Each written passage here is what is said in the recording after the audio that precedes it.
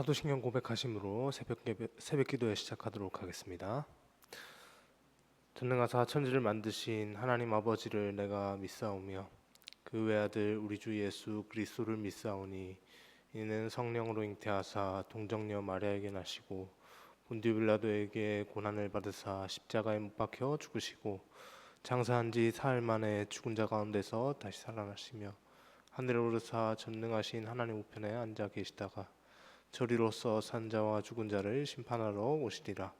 성령을 믿사오며 거룩한 공회와 성도가 서로 교통하는 것과 죄를 사하여 주시는 것과 몸이 다시 사는 것과 영원히 사는 것을 믿사옵나이다. 아멘. 찬송가 273장 찬양하겠습니다. 273장입니다.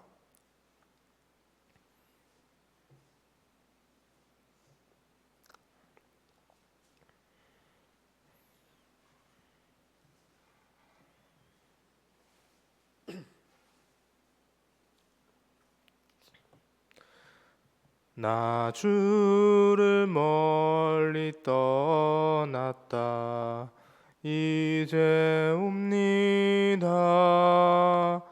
나 죄의 길에 시달려 주여 옵니다. 나 이제 왔으니 내 집을 찾아 주여 나를 받으사 맞아 주소서. 그 귀한 세월 보내고 이제 옵니다. 나 뉘우치는 눈물로 주여 옵니다. 나 이제 왔으니 내 집을 찾아 주여 나를 받으사 맞아 주소서. 나 죄에 매였고 달파 이제 옵니다. 주 크신 사랑 받고자 주여 옵니다. 나 이제 왔으니 내 집을 찾아 주여 나를 받으사 맞아 주소서. 이 병든 마음을 고치려 이제 옵니다. 큰 힘과 소망 바라고 이어옵니다. 나 이제 왔으니 내 집을 찾아 주여 나를 받으사 맞아 주소서. 나 바랄 것이 무언가 우리 주 예수 날 위해 죽임 당하심 믿고 옵니다. 나 이제 왔으니 내 집을 찾아 주여 나를 받으사 맞아 주소서. 아멘. 이 시간 함께 볼 하나님의 말씀은 아모스 7장입니다. 아모스 7장 1절부터 9절 말씀 함께 보겠습니다.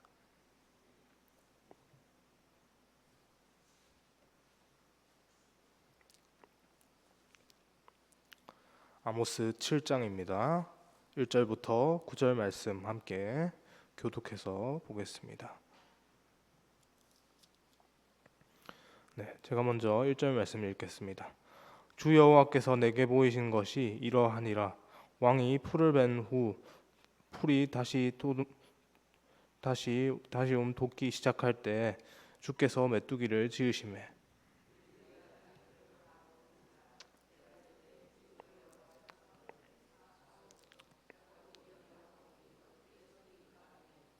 여호와께서 이에 대하여 뜻을 돌이키셨으므로 이것이 이루어지지 아니하리라. 여호와께서 말씀하셨느니라.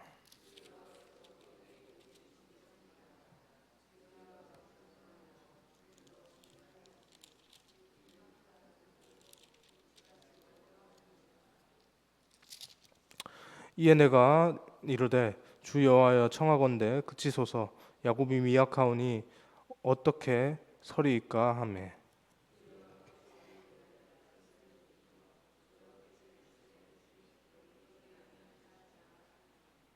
또 내게 보이신 것이 이러하니라. 다림줄을 가지고 쌓은 담 곁에 주께서 손에 다림줄을 잡고 서셨더니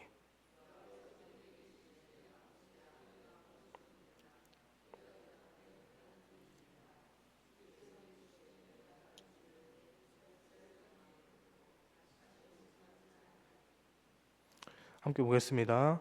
이삭의 산당들이 황폐되며 이스라엘 성소들이 파괴될 것이라. 내가 일어나 칼로 여로보암의 집을 치리라 하시니라. 아멘. 오늘 아모스는 세 번의 환상을 보니까 세 번 등장하지 않습니까? 세 번의 환상을 보게 됩니다. 가장 먼저 아모스 앞에 펼쳐진 환상은 메뚜기의 환상이었는데요. 오늘 아모스에 나오는 이 메뚜기 환상은 독특한 시기에 발생을 합니다. 바로 왕을 위하여 풀을 벤 이후에 메뚜기가 나타난다라고 그렇게 시기에 대해서 메뚜기가 등장하는 시기에 대해서 이렇게 구체적으로 기록을 하고 있죠. 어찌 보면 이 시기는 새로운 풀들이 자라나는 가장 중요한 시기입니다. 풀을 벤 이후 그때 풀을 베고 나면 그 풀을 벤 그 자리에 다시 새 풀이 올라오지 않습니까? 그 새 풀이 올라오는 아주 중요한 시기에 또 무엇이 등장한다고 합니까? 메뚜기가 등장한다고 하는 것이죠. 새로운 풀들이 자라나 무성한 초원을 이루어야 양도 소도 배불리 먹고 풍성해질 수가 있습니다.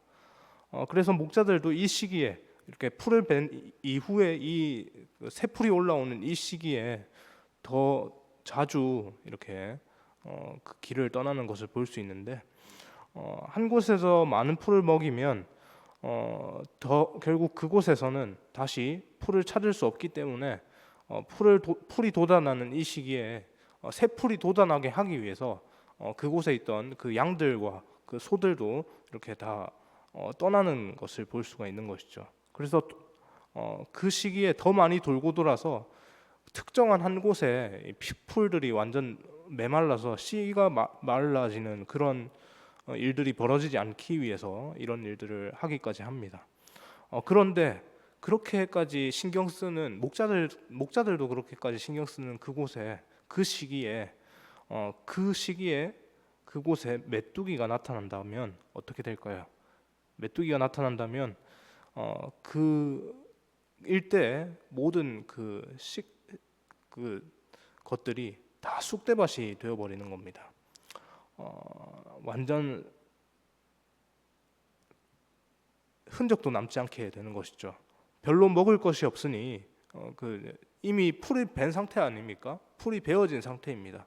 그 풀이 베어진 상태는 이제 먹을 것이 별로 없으니까 이 메뚜기 떼들이 지나가면서 아예 이제 막 갓 자라고 있는 새싹들까지도 모두 다 갉아먹게 되는 것이죠. 그래서 그곳에서 더 이상 새 풀이 돋아날 여지가 없을 정도로 그렇게 싹 완전히 먹게 되는 겁니다. 저는 그런 장면을 본 적이 없지만 한때 우리나라에서도 메뚜기로 인해서 피해가 많았다는 그런 이야기는 들어본 적이 있습니다. 우리가 보기에는 이 작은 메뚜기이지만 이 많은 떼를 이루어서 그렇게 농작물을 먹기 시작하면 순식간에 그 농작물들이 피해를 본다고 하죠. 오죽하면 실제로 우리 성경의 역사 가운데서도 메뚜기 재앙이 이 본문 말고 오늘 본문 말고 또 등장하지 않습니까? 우리가 잘 알고 있는 출애굽 때 그 메뚜기 재앙이 그렇게 등장을 했습니다. 특히나 벼와 같은 경우는 가을철에 메뚜기가 열매가 아닌 잎을 먹는 것만으로도 그렇게 많은 피해가 난다라고 합니다. 그래서 메뚜기를 쫓아보려고 온갖 방법을 동원해서 이렇게 갖은 노력으로 이렇게 기울이기도 하는데 그럼에도 불구하고 일단 이 메뚜기가 한번 나타나서 메뚜기 떼가 이렇게 한번 쓱 지나가기만 하면 모든 농작물들이 초토화되는 것을 볼 수가 있죠.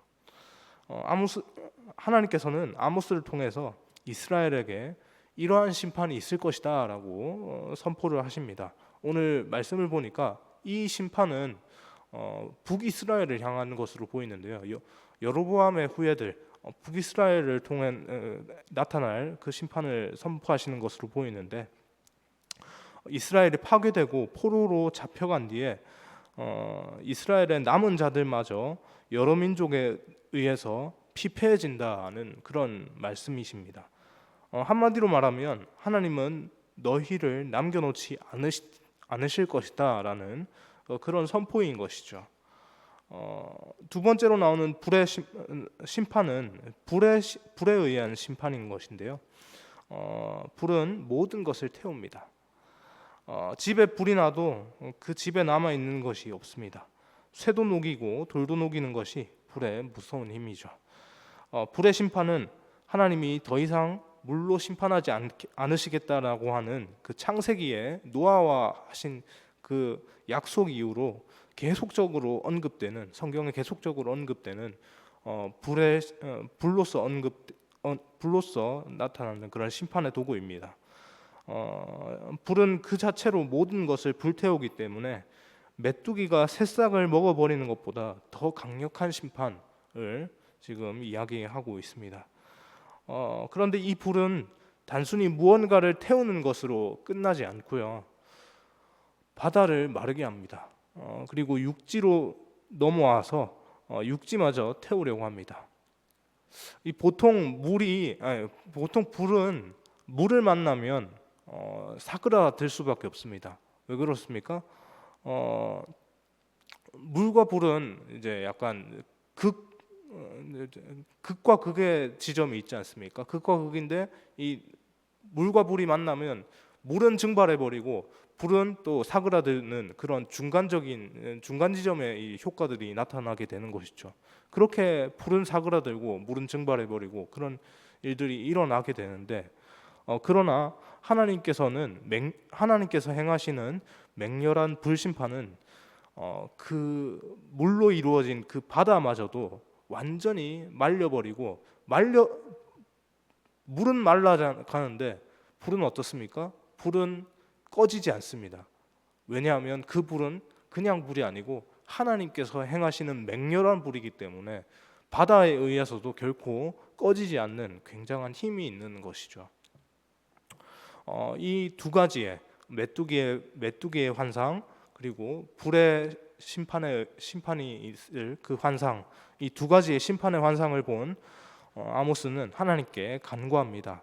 2절과 5절을 말씀을 각각 보면 요약해서 이 말씀을 정리했을 때 여호와여 청하건대 사하소서 그리고 또 그치소서 2절 말씀과 5절 말씀의 내용들이 보면 그렇습니다. 사실 이스라엘의 죄는 이러한 심판을 받는 것이 마땅합니다. 어찌 보면 이것은 율법에 기록된 심판인데요.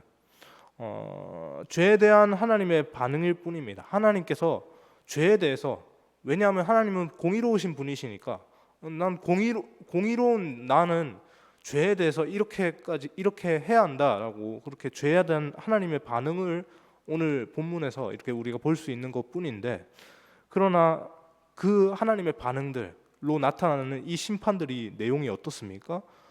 모든 것을 쓸어버리는, 남겨놓지 않고 모든 것을 쓸어버리는 아주 무서운 내용입니다. 그래서 이 아모스는 아모스 자신을 받아들이지도 않는 이 완악한 이스라엘의 모습임에도 불구하고 하나님께 그들을 위해서 간구합니다. 하나님, 그쳐 주십시오. 사하여 주십시오. 그렇게 그들을 위해서 간구하는 것이죠. 왜냐하면 그 심판이 너무나도 맹렬하기 때문에 그렇습니다. 하나님 앞에선 우리에게도 이런 아모스의 기도가 필요합니다. 세상은 날이 갈수록 악해져 갑니다. 여러 가지 죄들이 점점 우리를 조여옵니다. 또 이미 우리가 말세의 시대를 살고 있지 않습니까? 그러나 그들은 심판받아 마땅한 자들이지만 우리는 세상 가운데 있는 그 모든 것들은 다 심판받아 마땅한 것이지만 우리는 이 세상을 위해서 기도해야 합니다. 바로 아모스의 한마디가 우리의 기도의 이유를, 기도의 제목을 이제 말하고 있는데요. 2절과 5절 하반절에 보면 아모스는 이렇게 이야기를 합니다. 야곱이 미약하오니 어떻게 서리이까? 라고 이렇게 기도하고 있죠. 하나님의 심판 앞에 어느 누가 버틸 수 있겠습니까? 하늘을 덮어버릴 정도로 가득 채워져서 그렇게 다가오는 메뚜기를, 또 불도 보통 불이 아니라 바닥까지 말려버리는 그런 불을, 맹렬한 불을 누가 막을 수가 있겠습니까? 이것이 다가오면 반드시 망할 수밖에 없는 것이죠. 그러나 아모스의 기도는 하나님의 깊은 깊은 곳에 있는 하나님의 마음을 만집니다. 바로 하나님의 속내를 건드리는 것이죠. 하나님의 심판은 다시는 재기할 수 없는, 다시는 회복할 수 없는 온전한 멸망이지만 하나님의 마음은 그들을 온전히 멸하시는 의도가 아니라, 하나님의 마음은 그럼에도 불구하고 너희가 돌아온다면, 지금이라도 돌이켜서 돌아온다면 내가 너희를 회복하겠다는 그 말씀이십니다. 그런데 여기서 하나님의 심판이 끝나는 것이 아닙니다. 앞선 두 번의 심판 가운데서는 하나님께서 아모스의 기도를 들으시고 그 두 번의 환상들의 끝에 보시면 하나님께서 그 심판을 거두시는 모습들을 볼 수 있는데, 그런데 여기서 하나님께서 심판의 내용을 끝을 내시지 않고 특별히 아모스를 통해서 정의와 공의에 대해서 말씀을 하시는데요. 본문 7절 8절 말씀에 아모스에게 다림줄이라는 것을 보여주십니다. 그 다림줄의 환상을 통해서 하나님의 정확한 기준, 그 공의를 실천하시겠다라고 그렇게 선포를 하시는데요. 보통 이 다림줄이라는 것은 공사장에서 많이 사용이 됩니다. 어느 기준을 세우고 그 건물을 세울 때 비뚤어지지 않고 이 건물이 곧게 균형 잡히게 그렇게 올려지기 위해서 이 다림줄을 내리는데요. 이 다림줄을 무시하고 쌓게 되면 결국 벽이 삐뚤삐뚤해지고 조금씩이지만 이 한쪽으로 이게 벽이 치우치게 되어서 결국 이 무너질 수밖에 없는 건물이 됩니다.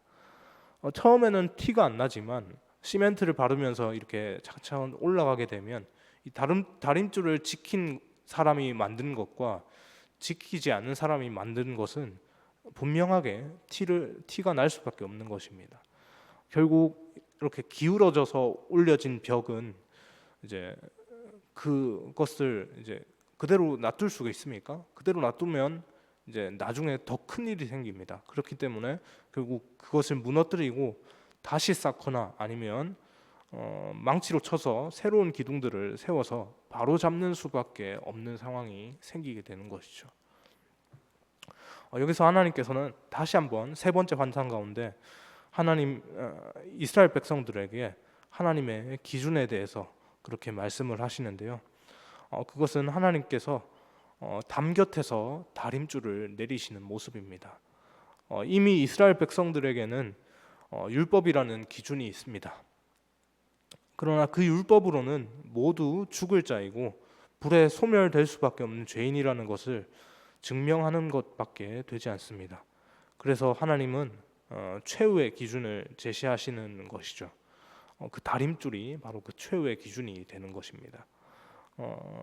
하나님은 이스라엘 백성에게 아주 연약하고 보잘것없는 다림줄을 제시합니다. 다림줄이라는 것 여러분 생각해 보십시오. 앞에 등장했던 메뚜기, 남김없이 싹 쓸어가 버리는 메뚜기, 그리고 그 이어서 등장했던 맹렬한 불, 바닥까지 말려버리는 맹렬한 불, 이 두 가지에 비해서 다림줄은 강력한 임팩트가 있습니까? 강력한 임팩트가 없습니다. 아주 연약하고 그 앞선 두 개에 비하면 너무나도 이것 가지고 심판하신다고? 뭐지? 라고 하는 그런 생각들을 하게 합니다. 연약하고 분명 보잘것없는 다림줄이지만 하나님께서는 이것을 분명히 최후의 기준이라고, 심판의 기준이라고 말씀을 하십니다. 메뚜기나 불과 같이 무서운 것이 아닙니다. 그렇지만 이 다림줄의 기준으로 되어 봤을 때 그것에 부합하지 않는다면 그것은 마지막 때에 더 이상 용서 없이 하나님의 진노가 임할 것이다 라고 분명히 말하고 있는 것이 바로 이 다림줄을 가운데 말씀하시는 하나님의 말씀인 것이죠. 하나님은 아모스를 통해서 이제 우리가 다림줄을 바라보라라고 그렇게 말씀을 하십니다. 우리가 하나님의 기준을 벗어났는지 보라고 하시는 것이죠. 그 다림줄의 그 환상을 기억하면서 우리가 하나님께 오늘 이 하루도 올려드리며 기억하며 이 다림줄을 바라보면서 하나님의 기준에 부합하는 하나님의 기준에 합하는 그러한 삶으로 오늘 하루를 올려드리기를 소망합니다라고 그렇게 기도하며 살아갈 수 있는 이 시간이 될 수 있기를 소망합니다. 기도하겠습니다. 사랑해 주님 감사합니다.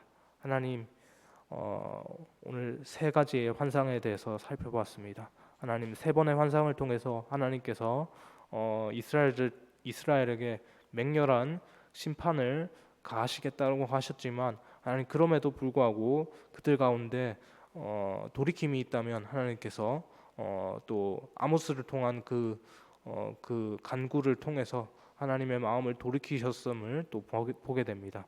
그렇지만 끝끝내 그 마지막 때에 하나님께서 다시 한번 그 공의로운 하나님의 심판의 기준을 다림줄을 통해서 등장하실 때 하나님 우리가 기억할 것은 그 다림줄의 기준에 우리 또한 이 삶이 하나님께서 원하시는 그 삶으로 그렇게 살아낼 수 있도록 하나님 우리가 기억하게 하여 주옵소서. 그 다림줄의 기준에 따라서 살아갈 수 있는 우리의 모습이 되게 인도하여 주옵소서.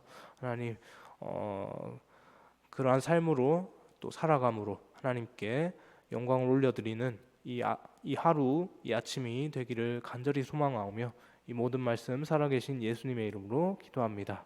아멘.